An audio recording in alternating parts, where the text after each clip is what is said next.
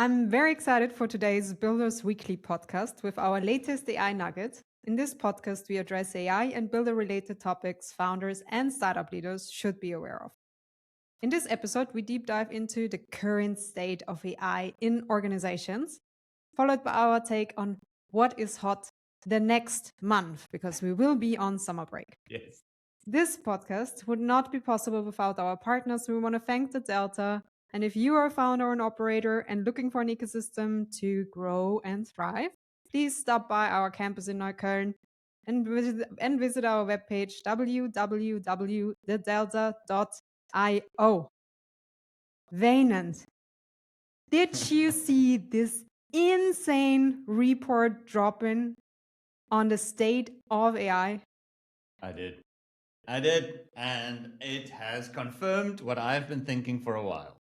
So, and I'm gonna try and be humble, in this whole thing. But yeah, the report is the Economist Enterprise Report on making AI deliver, which basically what they did, they interviewed 1,200 industry leaders, CTOs, CEOs, about their AI usage and or deployment of AI. And their findings was super interesting. And I think the reason also is it's because we see it in the ventures we work with. So Yes. It was kind of validating to see like, okay, the problems we are picking up with ventures are the problems that big companies are struggling with. So we're seeing small ventures and big companies struggling with the same things. Yes, So, yeah. but let's go step by step. So I Okay, think okay.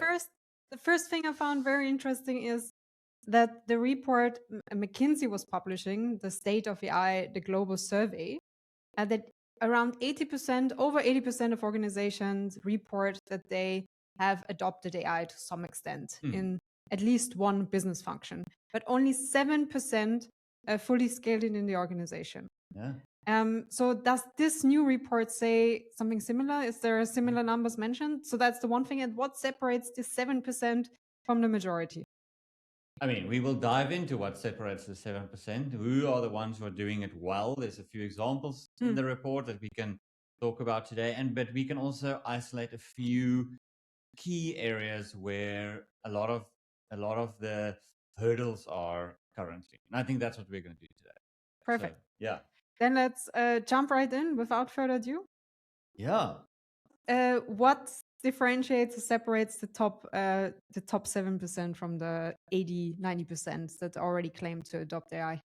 The biggest thing, if you ask me, measurement. It's just like, are you measuring the impact of AI? And can you even? And I think that is because a lot of the people we work with ask us, how do we measure this? And I think that is also what came up way on top of the report is you cannot, like if you don't measure, you cannot improve, and you don't know the effect of this. So, and that's the thing I would like to talk about first is, and we're going to quote quite a few stats throughout this report. So it's going to be a very quotable podcast.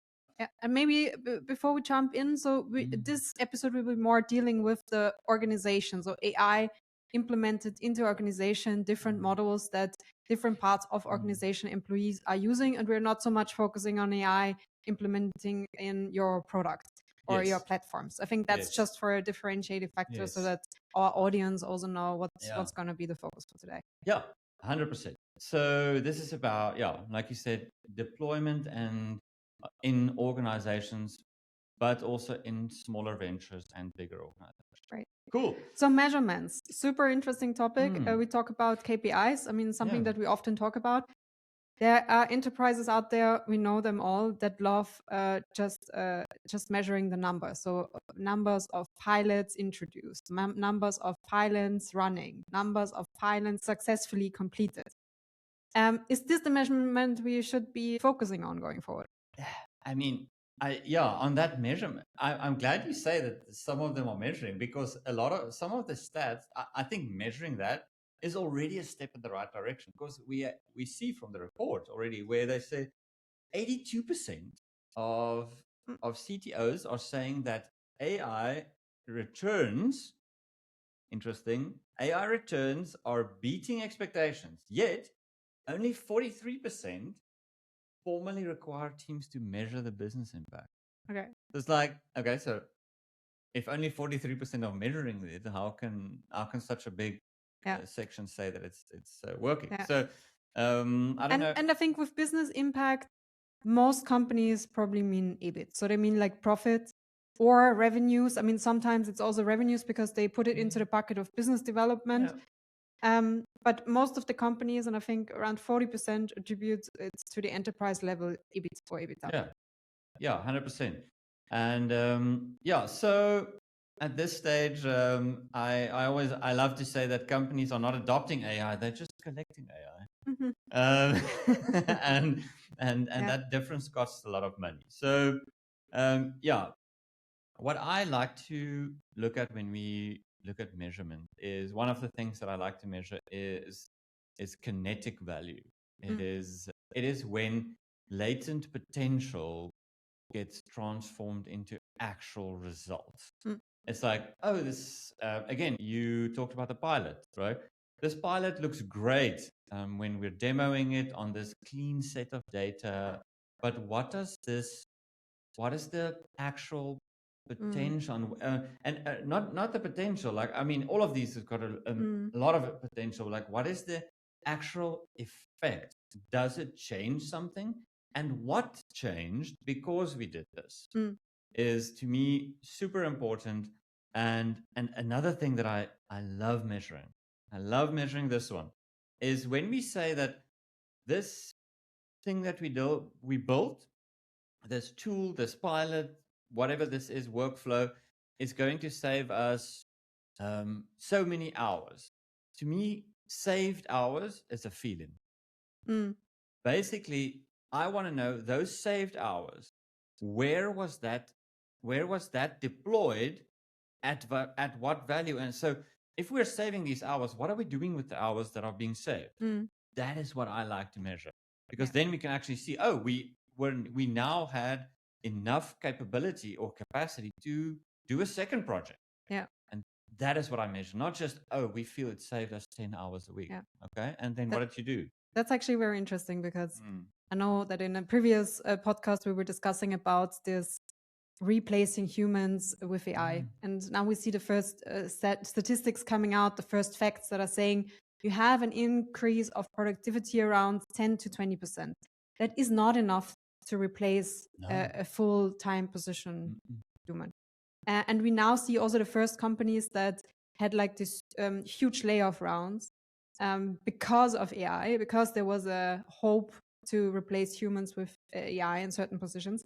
And we are now seeing companies rehiring exactly those teams, mostly customer service, right? This is one of the areas and fields where we see it.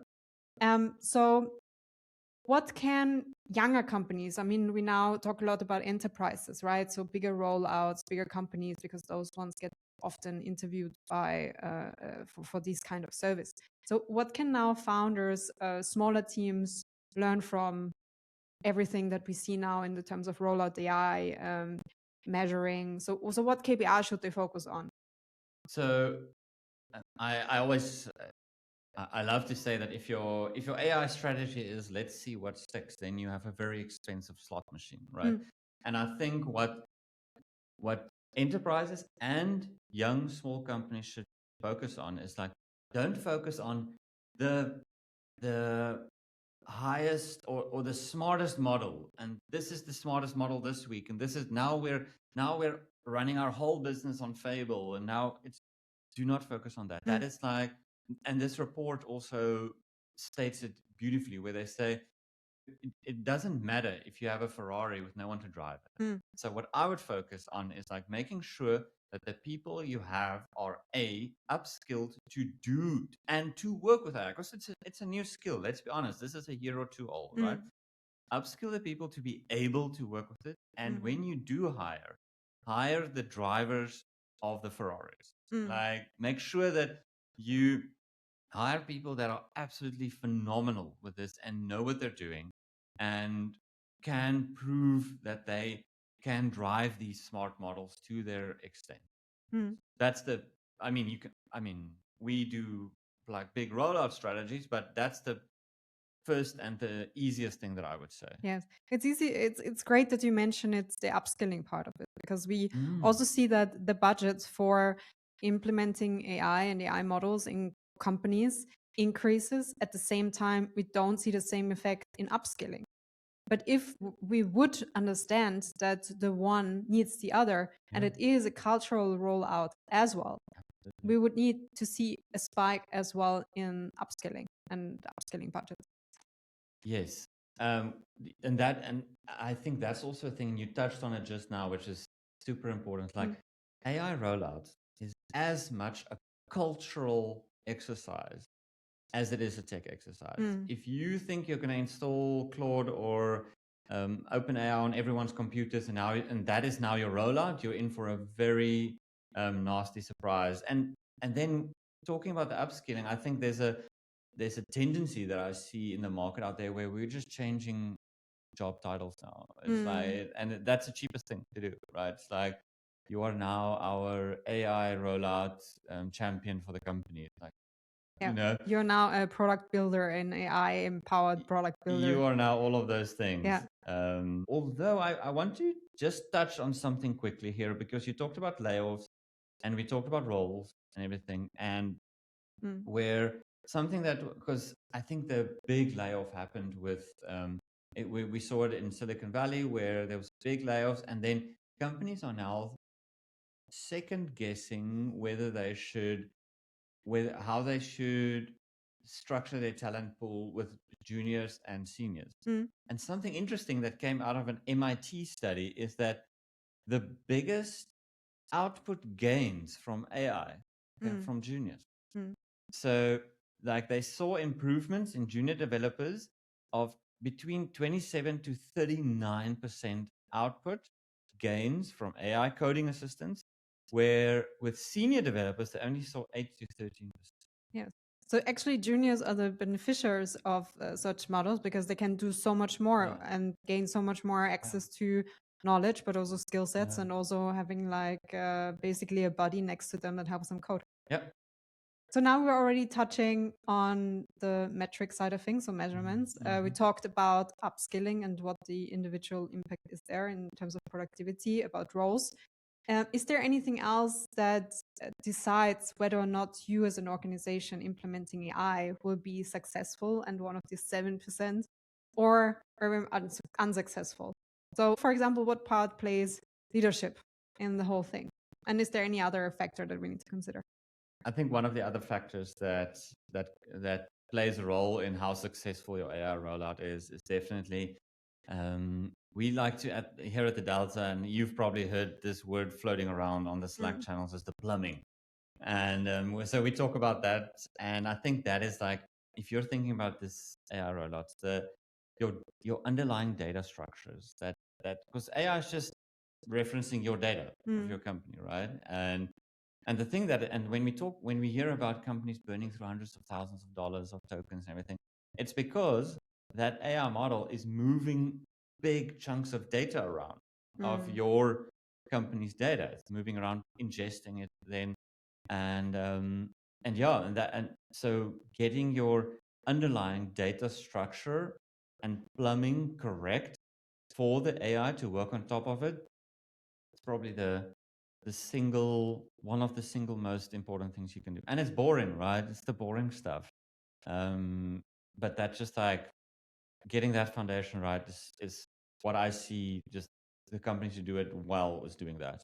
Yes, and it also helps with the cost level of AI, right? Last time we talked about the costs exploding in organizations, so they are moving away. We see that in Tesla, we see that other big tech companies are moving away, are decreasing the budgets again and the access to AI models because of cost reasons. And this is one way how to keep that in check. Absolutely. So you're moving from an organization that has no measurement in place, so nothing to track against, and with cost out of control, with no one actually being able to drive the Ferrari towards a setup that works and that gets you closer towards the 7%. Absolutely. That makes totally sense. Yeah. There's another quote that I was reading in one of the reports saying that around 50% of C-level, so C-suite leaders, saying AI adoption is tearing their company apart. So obviously there's also something in leadership that we need to consider when thinking about this AI rollout and AI implementation. Can we dig a bit into that? So where do you see there the challenges as a leadership team? And I'm just thinking now of founder teams, right? Not the big corporations. I'm thinking now of startups where you have maybe 2 to 3 co-founders and you want to drive AI adoption in your company. What can go wrong? What can go right? I like that quote where you said it's tearing companies apart, because we see that as well, where it's like people, and I think the reason why that happens is when the leadership's expectations and the rollout strategy is just not aligned. And the leadership's expectations was, we're going to just put AI on everyone's computers, and then suddenly the company is going to be twice as effective as we were before. And I think when those expectations were not managed in the beginning, because the leadership's reporting to the board that everything is just absolutely insane, and yeah, those expectations were not managed, and there wasn't a really clear layout plan linked to KPIs where to say that we're going to see this by then, this by then, this by then. I think when and then the people on the ground get super frustrated because leadership is putting more and more pressure on them to suddenly be superhuman. And I think that is where I see a lot of the friction, a lot of the stress. And again, that's a cultural issue, right? Which you touched on earlier. Absolutely. So clear saying, measure, and also check in with your teams on a regular basis to see where the progress is really, and what maybe to change, to burn. So which projects to just give up, right? And which to continue. And you don't always need the Ferrari. So it's not about having the best model. It's about having the best driver. Absolutely. Absolutely. Moving on to what is hot next month, because we are going to be on summer break, and obviously we want you to have an update on the events happening in August. So one of the events I want to highlight is our upcoming Conto founder dinner with 20 selected pre-seed and seed founders that we're going to invite to join us on the rooftop. And the chief commercial officer of Conto will be there as well, answering questions around growth, how to grow your ventures, what are our strategies, what are insights that she wants to share. And I'm pretty sure that's going to be amazing for any early stage founder that is about to grow or growing their businesses and want to get some first-hand insights. Then we do have the Attuned launch event coming up end of that's happening August. One of our ventures in the studio launching their product, and I've tested it myself. It is exceptional, and it has to do with nervous system and how to regulate it. We will have an attunement session on the rooftop, hopefully a beautiful sundowner. So an absolute highlight in August. And the Conto live founder interview with the founder and CEO, co-founder and CEO, Alexandre Rott, is also coming up on September 8th. Super cool.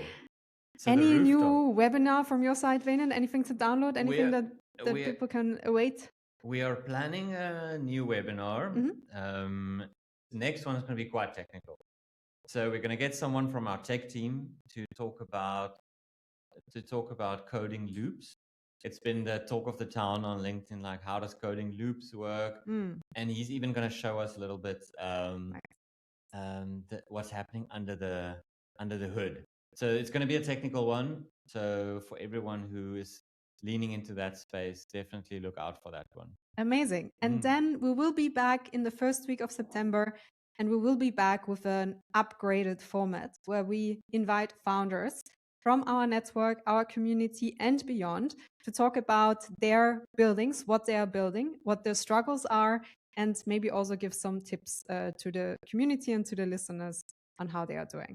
Yeah. And if you are a founder who's doing amazing stuff and you feel that we should interview you, also reach out. Amazing. Closing inspiration. More powerful, more autonomous tech requires greater accountability for its human creators and operators. From Gary Kasparov. Love it.